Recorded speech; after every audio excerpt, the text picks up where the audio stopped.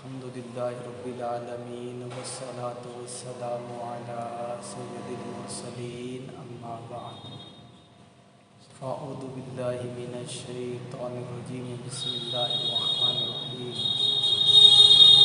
الصلاة والسلام علیک یا رسول اللہ وعلی آلک واصحابک یا حبیب اللہ الصلاۃ والسلام علیک یا نبی اللہ وعلی آلک واصحابک یا نور اللہ۔ اعتکاف کی نیت کر لیجئے، نویت سنت الاعتکاف۔ اللہ تعالیٰ کے پیارے حبیب لبیب صلی اللہ تعالی علیہ وآلہ وسلم پر درود و سلام پڑھنے کی بے شمار فضائل و برکات ہم سنتے رہتے ہیں، تاہم ایک حدیث پاک ملاحظہ فرمائیے کہ ہمارے اور آپ کے نبی، پیارے نبی مکی مدنی مصطفیٰ صلی اللہ تعالی علیہ وآلہ وسلم کا فرمانے برکت نشان ہے، مجھ پر درود پاک پڑھ کر اپنی مجالس کو آراستہ کرو کہ تمہارا درود پاک پڑھنا بروز قیامت تمہارے لیے نور ہوگا۔ ایک مرتبہ درود پاک پڑھ لیں۔ اللہم صلی علی سیدنا مولانا محمد صلی اللہ علیہ وآلہ وسلم۔ پیارا محترم اسلامی بھائیو، اللہ تعالیٰ کا کروڑا کروڑ احسان کہ اس نے ہمیں مسلمان بنایا، مسلمان کے گھر میں پیدا فرمایا، اور ایسا دین، ایسا مذہب ہمیں عطا فرمایا جس کی مثال دنیا میں نہیں ملتی، اور یہی وہ دین، یہی وہ مذہب ہے جو اللہ کو پسند ہے، اور اسی دین اور اسی مذہب کی وجہ سے بندے کو آخرت میں نجات ملے گی۔ کہ حدیث پاک میں آیا کہ جس کا آخری کلمہ لا الہ الا اللہ ہوگا وہ یقیناً جنت میں جائے گا، اگرچہ بندہ گناہ گار ہو، سیاہ کار ہو، خطا کار ہو، جہنم کے عذاب کا حقدار ہو، لیکن سزا بھگتنے کے بعد آخر میں وہ جنت ہی میں جائے گا۔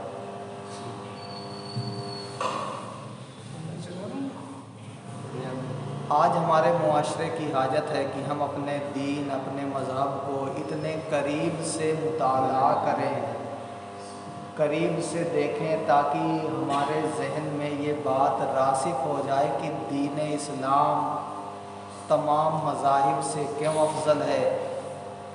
اگر میں دین اسلام کا ماننے والا ہوں تو مجھے فخر کرنا چاہیے، مجھے دین اسلام سے محبت کرنی چاہیے، میں مسلمان ہوں، اللہ تعالیٰ کا شکر ادا کرنا چاہیے۔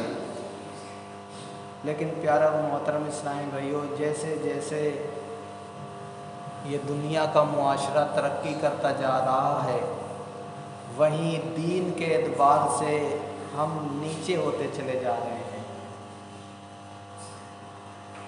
حالانکہ لوگ جس کو ترقی کہتے ہیں وہ اصل میں ترقی نہیں ہے۔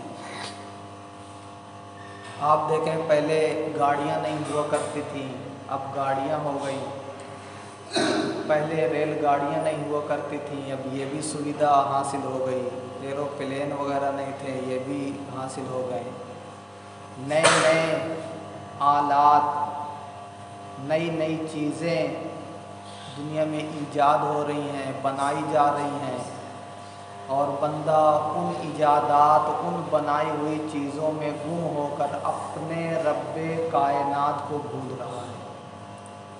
حالانکہ ہم اللہ تعالیٰ کی بنائی ہوئی چیزوں میں غور کریں تو بہت ساری چیزیں ہمیں ایسی مل جائیں گی جو اللہ تعالیٰ کا شکر ادا کرنے پر ہم کو مجبور کر رہی ہوتی ہیں۔ مثال کے طور پر موبائل آیا تو ہم نے سوچا صاحب موبائل تو بہت اچھا ہے، یہ تو بات بھی کروا دیتا ہے۔ پھر اینڈرائڈ آیا تو اور خوشی حاصل ہوئی۔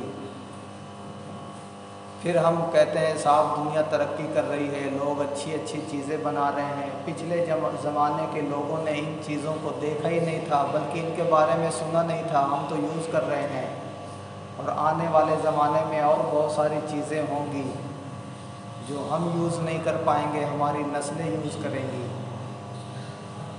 تو یہ تمام چیزوں کو آپ ایک طرف رکھیں، اللہ کی بنائی ہوئی چیزوں کو ایک طرف رکھیں، یعنی انسان کی بنائی ہوئی چیز ایک طرف، اللہ کی بنائی ہوئی چیز ایک طرف۔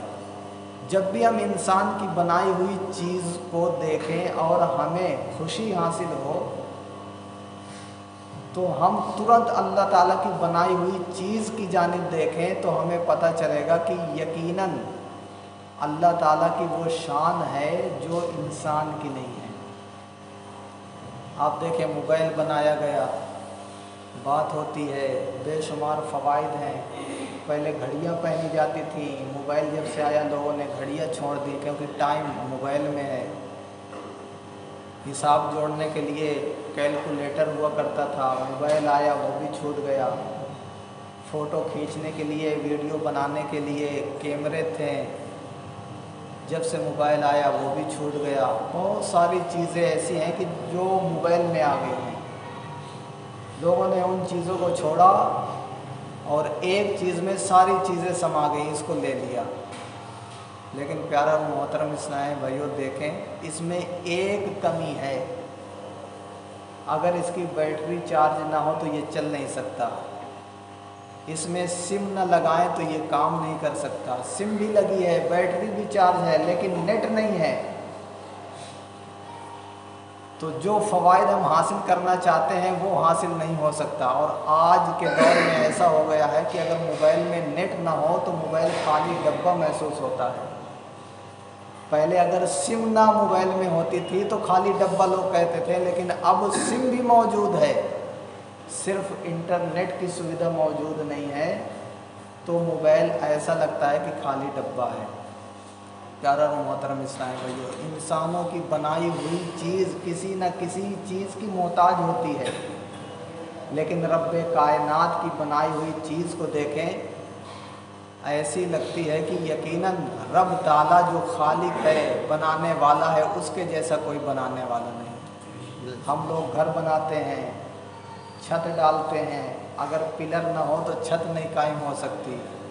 آپ تھوڑا آسمان کی جانب دیکھیں، اللہ تعالیٰ نے اتنی بڑی چھت بغیر پلر کے کھڑا کر دیا۔ زمین کو دیکھیں، چاند کو دیکھیں، سورج کو دیکھیں تو ہمیں پتہ لگے گا کہ ہمارا رب کیسا خالق ہے۔ اور بزرگان دین رحمہم اللہ المبین یوں ہی تو نہیں کہا، بلکہ قرآن پاک میں دعوت دی گئی ہے کہ اپنے اندر غور کرو۔ جب تم اپنے اندر غور کرو گے تو اللہ کی پہچان حاصل ہوگی۔ اور اولیاء کرام نے یہ قول بھی کیا کہ جس نے اپنے آپ کو پہچان لیا اس نے اللہ کو پہچان لیا، جس نے اپنے آپ ہی کو نہ پہچانا وہ رب کو پہچان ہی نہیں سکتا۔ تو اب میں اپنے آپ کو کیا پہچانوں کہ میں ڈاکٹر ہوں، میں پروفیسر ہوں، میں عالم ہوں، میں حافظ ہوں، میں مزدور ہوں، میں کاریگر ہوں، میں ڈیلر ہوں، کس اعتبار سے پہچانوں؟ تو یہ پہچاننا نہیں ہے۔ اپنے آپ کو پہچاننا یہ ہے کہ اپنی ہستی پر بندہ غور کرے کہ میں کیا تھا، میں کس دہلیز پر تھا، کس دہلیز پر ہوں، اور آنے والے ان فیوچر کس دہلیز پر پہنچ جاؤں گا۔ قرآن پاک کے پارہ 30 میں اللہ تعالیٰ نے ایک بڑی خوبصورت بات ارشاد فرمائی اور فرمایا، تجھے تیرے کریم رب سے کس نے دور کر دیا؟ آج نمازوں میں دل تیرا نہیں لگتا، اللہ کی عبادت کرنے میں دل تیرا نہیں لگتا، اللہ کے احکام پر عمل کرنے میں دل تیرا نہیں لگتا، تو یہ بتا جو اللہ سے تو نے دوری اختیار کی ہے تو کس چیز نے تیرے کریم رب سے تجھ کو دور کر دیا، اس چیز کا نام تو بتا۔ اب علماء اس آیت کی تفسیر میں لکھتے ہیں کہ بندے کو اللہ سے دور کرنے والی یہ دنیا ہے، تو بندے غور کر یہ دنیا کتنے دن رہے گی۔ بندے کو اپنے رب سے دور کر دینے والے بال بچے ہیں، بیوی ہے، یہ تیرا ساتھ کب تک دیں گے؟ بندے کو اس کے رب سے دور کر دینے والی چیز مال ہے، یہ دیکھ یہ مال تیرے ساتھ کب تک رہے گا۔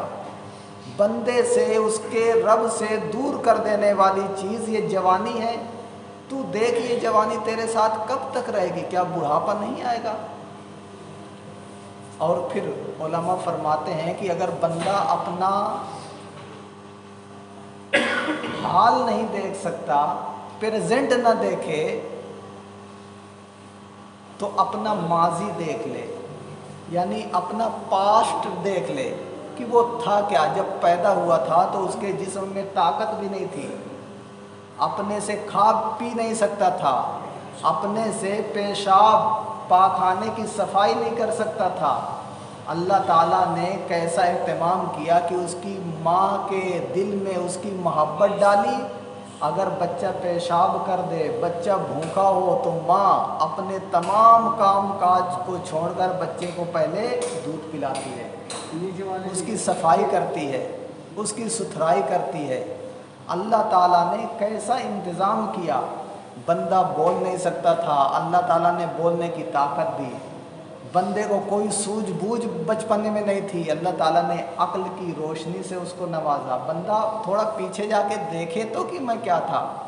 آج ہمارے اندر جسم میں قوت ہے، طاقت ہے، جوانی ہے، تو ہم یہ سمجھتے ہیں کہ نہیں صاحب میں اور میری جوانی، میں چاہوں جو کروں۔ حالانکہ پیارا اور محترم اسلام بھائیو، یہ جوانی ختم ہو جائے گی۔ پھر علماء فرماتے ہیں اگر پیچھے نہیں دیکھ سکتا تو آگے تو دیکھ لے۔ ایک وقت ایسا آئے گا کہ تیری جوانی ڈھل جائے گی، جو تیرے بازوؤں میں طاقت ہے وہ طاقت ختم ہو جائے گی، حتیٰ کہ ڈنڈا اور لاٹھی لے کر چلنے لگے گا۔ ایک سیڑھی جو 6 انچ کی ہوتی ہے اس کو چڑھنے میں تجھے دقت ہوگی۔ آج تو 10-10 فٹ پر چھلانگ لگا لیتا ہے، وہ 6 انچ کی سیڑھی بھی نہیں تجھ سے چڑھی جائے گی، اور بچوں سے کہے گا کہ میرا بستر نیچے والے ہی کمرے میں لگا دے۔ آنے جانے میں تکلیف ہوتی ہے۔ پھر فرماتے ہیں کہ ایک وقت بندے کے ساتھ ایسا بھی آنے والا ہے کہ وہ چارپائی پر لگ جائے گا، اور جب چارپائی پہ لگ جائے گا، پیارے اسلام بھائیو توجہ دے، جب چارپائی پہ لگے گا تو اب کیا ہوگا؟ پاخانہ بھی چارپائی میں کرے گا، پیشاب بھی کرے گا۔ یہ ہماری جو اولاد ہے، یہ بچے ہیں، یہ ہماری بیوی ہے، یہ ہماری تیمارداری کب تک کرے گی؟ 1 دن، 2 دن، 1 ہفتہ، 2 ہفتہ، 1 مہینہ، 2 مہینہ، 1 سال، 2 سال۔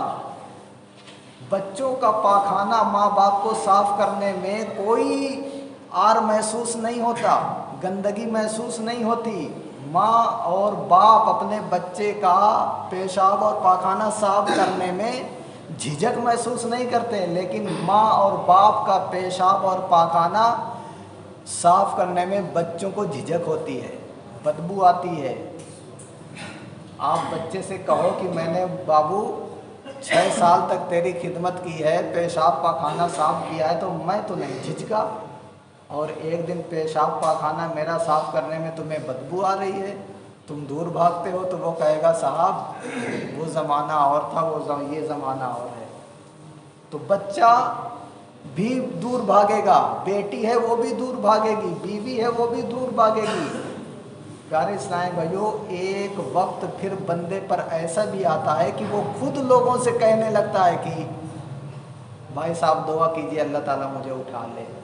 پیارے اسلام بھائیو دیکھیں جوانی میں کتنا اترا کر چلتا تھا، نمازوں کے قریب نہیں آتا تھا، اللہ کی عبادت کے قریب نہیں آتا تھا، آج وہ موت کی دعا کر رہا ہے۔ علماء فرماتے ہیں یہ بتا بندے، اگر اللہ موت نہ دے تو اب تیرے اوپر کیا گزرے گی؟ جسم بستر پہ لگ گیا، پیشاب پاخانہ بستر پہ کر رہا ہے۔ اگر اللہ موت نہ دے، تجھے 100 سال کی زندگی اور دے، اب بتا تیرے ساتھ کیا گزرے گی؟ کہاں گیا وہ طاقت، کہاں گئی وہ دولت، کہاں گیا وہ منصب، کہاں گئی وہ وزارت، صدارت، حکومت، سب ختم۔ آپ دیکھیں بندہ 1 کروڑ پتی ہے، بڑھاپے کی حالت میں وہ بھی غریب والی زندگی گزارتا ہے۔ یہ ڈھکی چھپی ہوئی بات نہیں ہے۔ بچے اے سی میں سوئیں گے لیکن وہ بوڑھا کھانسنے والا کولر یا فین ہی میں سوئے گا۔ کیوں؟ کیونکہ اے سی اس کو راس نہیں آئے گی۔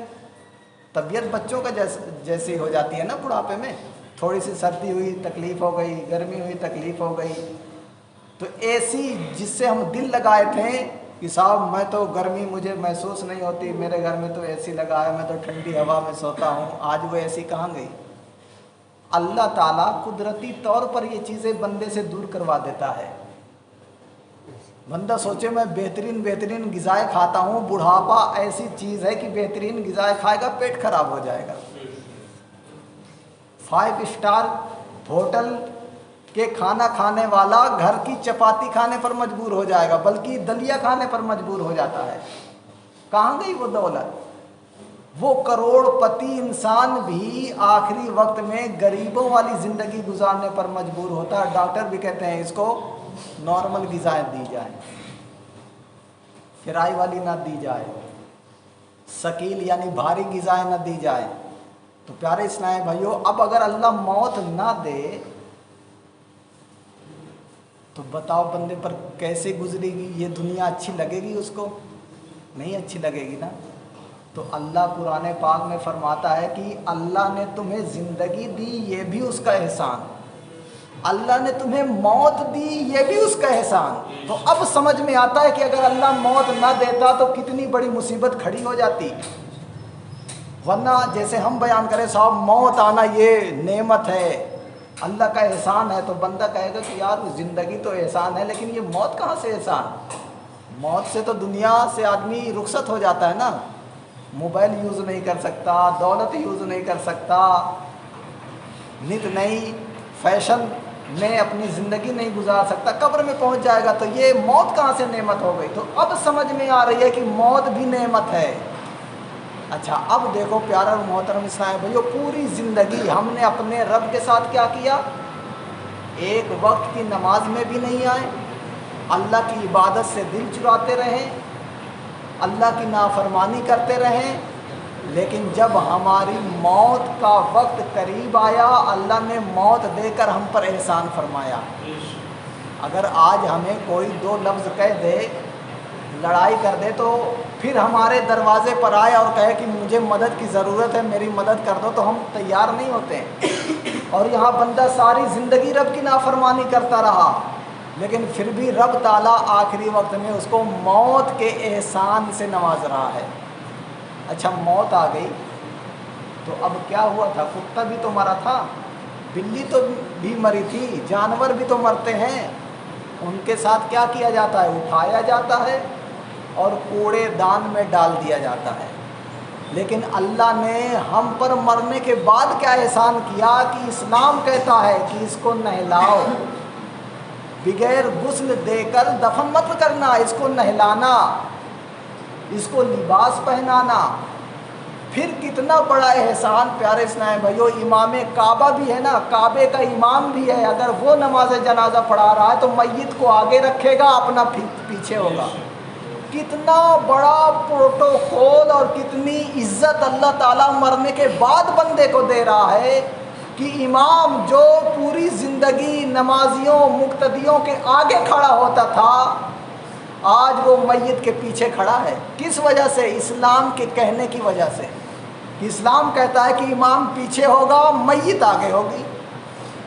اچھا نماز پڑھی گئی، نماز پڑھنے کے بعد پھر جب قبر کی جانب لے جانے لگیں تو اسلام کیا کہتا ہے؟ دھیرے دھیرے چلنا، تیزی کے ساتھ مت چلنا، کہیں میرے بندے کو دھکا نہ لگے۔ اتنا رعایت اور اتنے رب کے احسانات پیارے اسلامی بھائیو۔ پھر بھی جوانی کے وقت میں ہماری آنکھ نہیں کھلتی۔ کسی نے کہا تھا نا اپنے اسٹوڈنٹ سے ایک ٹیچر نے پوچھا کہ بچوں یہ بتاؤ نماز کون کون لوگ نہیں پڑھتے؟ تو کسی نے کہا کہ ٹیچر صاحب نماز وہ نہیں پڑھتا جو مر جاتا ہے۔ اس نے کہا رائٹ، تمہارا جواب درست ہے۔ دوسرا بچہ کھڑا ہوا، اس نے کہا ٹیچر صاحب نماز وہ نہیں پڑھتا جو کافر ہو۔ تو اس نے کہا رائٹ۔ تیسرا بچہ کھڑا ہوا اور کہا ٹیچر صاحب نماز وہ نہیں پڑھتا جس پر فرض نہ ہو۔ ٹیچر نے کہا رائٹ۔ تو اب دیکھیں نماز کون نہیں پڑھتا؟ کافر۔ نماز کون نہیں پڑھتا؟ مردہ۔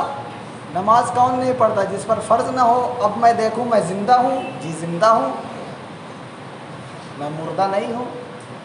میں مسلمان ہوں، جی مسلمان ہوں، کافر نہیں ہوں، مسلمان بھی ہوں، زندہ بھی ہوں۔ اچھا میری عمر 12 سال ہو گئی ہے، 12 سال میں نماز 12 سے 15 سال کے درمیان میں نماز فرض ہو جاتی ہے، جی 12 سے 15 درمیان میں میری عمر بھی ہے، 15 عمر ہے، بالغ بھی ہوں۔ اب بتائیے میں زندہ بھی ہوں، مسلمان بھی ہوں، بالغ بھی ہوں، نماز کیوں نہیں پڑھتے؟ اگر نماز نہیں پڑھتے تو پھر نماز کون نہیں پڑھتا؟ مردہ نہیں پڑھتا۔ نماز کون نہیں پڑھتا؟ غیر مسلم نہیں پڑھتا۔ نماز کون نہیں پڑھتا جس پر فرض نہ ہو؟ تو پتہ چلا یا تو ہم مردہ ہیں یا تو ہم غیر مسلم ہیں معاذ اللہ، یا تو پھر ہماری عمر اتنی ہے کہ ہم پر نماز ہی فرض نہیں، ہم بچے ہیں۔ اب اگر ان 3 کیٹیگری سے ہم نکلنا چاہتے ہیں، نہیں صاحب میں تو زندہ ہوں تو بھائی نماز پڑھیے، نہیں صاحب میں مسلمان ہوں اور الحمدللہ ہم مسلمان ہیں، نماز پڑھیے، ہم بالغ ہیں، نماز پڑھیے۔ تو پیارے اور محترم اسلامی بھائیو، یہ چھوٹی چھوٹی چیزیں ہوتی ہیں جو بندے کو ابھارنے والی ہوتی ہیں۔ ایک بزرگ اسماعیل حقی رحمۃ اللہ تعالیٰ علیہ اپنی تفسیر روح البیان میں بڑی پیاری بات لکھتے ہیں کہ میں ایک سفر پر تھا، اس سفر کے دوران مجھے ایک پتھر ملا، اس پتھر پر ایک عبارت لکھی ہوئی تھی، یعنی ایک تحریر لکھی ہوئی تھی۔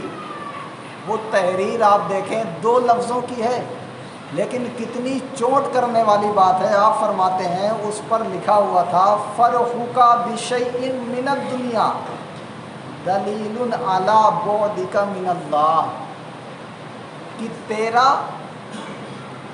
دنیا کی چیزوں سے خوشی حاصل کرنا یہ دلیل ہے اس بات کی کہ تو اللہ سے ابھی تک دور ہے۔ ہمیں موبائل مل گیا تو ہمیں خوشی ہوتی ہے، ہمیں دنیا کا کوئی کاروبار مل گیا ہمیں خوشی ہوتی ہے۔ آپ فرماتے ہیں اس میں لکھا تھا اے بندے دنیاوی چیزوں سے تیرا خوش ہونا یہ دلیل ہے اس بات کی کہ تو ابھی اللہ سے دور ہے۔ اگر اللہ سے قریب ہوتا تو یہ دنیا کی چیز تجھے عزیز نہ ہوتی، پیاری نہ ہوتی، بلکہ رب کی محبت پیاری ہوتی، رب کا فرمان پیارا ہوتا کہ جب مؤذن کہتا حی علی الصلاۃ اور نماز کی جانب، اپنا کاروبار چھوڑتا، دنیا چھوڑتا اور نماز کے لیے حاضر ہو جاتا۔ پیارے اسلام بھائیو یہ کیا ہے؟ بندہ نماز میں قریب ہوتا ہے نا۔ اب اگر کسی کے کاروبار کی وجہ سے، دنیاوی مشاغل کی وجہ سے نماز چھوٹ رہی ہے، مسجد میں حاضری نہیں ہو رہی ہے، تو اللہ سے قربت ہو رہی ہے، قریبی ہو رہی ہے یا دوری ہو رہی ہے؟ تو دوری ہی ہو رہی ہے۔ پیارے اور محترم اسلام بھائیو ہمارے ذہن میں یہ آتا ہے کہ صاحب نماز پڑھیں گے تو کاروبار کو نقصان ہو جائے گا۔ جس رب نے رزق دینا ہے اسی نے تو بلایا ہے۔ رزق دینے والا کون ہے؟ اللہ تعالیٰ۔ اگر اللہ چاہے تو 1 منٹ میں 1000 روپے کا کاروبار کروا دے، اور اللہ چاہے تو 10 گھنٹہ بیٹھے رہیں 100 روپے کا بھی کاروبار نہ ہو۔ تو جب ہم اللہ کی بات مانیں گے تو کیا اللہ تعالیٰ ہماری بات نہیں مانے گا؟ ہم دعائیں کرتے ہیں ہماری دعا قبول نہیں ہوتی، صاحب ہم تو کیا کریں دعا کرتے رہتے ہیں۔ بھائی اللہ آپ کی مان لے، یہ بتاؤ آپ نے اللہ کی صبح سے لے کر شام تک کتنی مانی؟ بس اپنی منوانے کے چکر میں ہو۔ اور ایک بزرگ کہتے ہیں کہ اگر بندہ پہلے 100 روپیہ کماتا تھا دن بھر میں، 5 وقت کی نماز پڑھتا تھا، اب اللہ سے اس نے دعا کیا کہ یا اللہ مجھے ایک دن میں 1000 کا منافع عطا فرما، تو کہتے ہیں کہ اگر اللہ 1000 کا منافع دے بھی دے تو بتاؤ تیری عبادت میں اضافہ ہوا؟ اگر اللہ 100 دے رہا تھا، 5 نمازیں پڑھ رہے تھے، اب 1000 مل رہا ہے تو کم سے کم 50 نمازیں بھی تو ہو جانی چاہیے۔ تو بس ہم دنیا کی زیادتی مانگتے ہیں، عبادت کی زیادتی اپنی طرف سے نہیں کرتے ہیں، بلکہ ہونا چاہیے کہ اگر میں پہلے لکھ پتی تھا، 5 وقت کی نماز پڑھتا تھا، اب اللہ تعالیٰ نے مجھے کروڑ پتی بنا دیا ہے، میرا خود کا بزنس ہو گیا ہے، کاروبار ہو گیا ہے، میں اپنے پیروں پر کھڑا ہو گیا ہوں، تو اب مجھے اور عبادت کرنی چاہیے۔ اور عبادت کرنے سے مال کم نہیں ہوتا، بلکہ اور اللہ تعالیٰ اس میں اضافہ کرتا ہے۔ اللہ تعالیٰ کی بارگاہ میں دعا ہے کہ ہمیں عمل کی توفیق عطا فرمائے، نمازوں کی پابندی عطا فرمائے، آمین بجاہ نبی الامین صلی اللہ تعالیٰ علیہ وسلم۔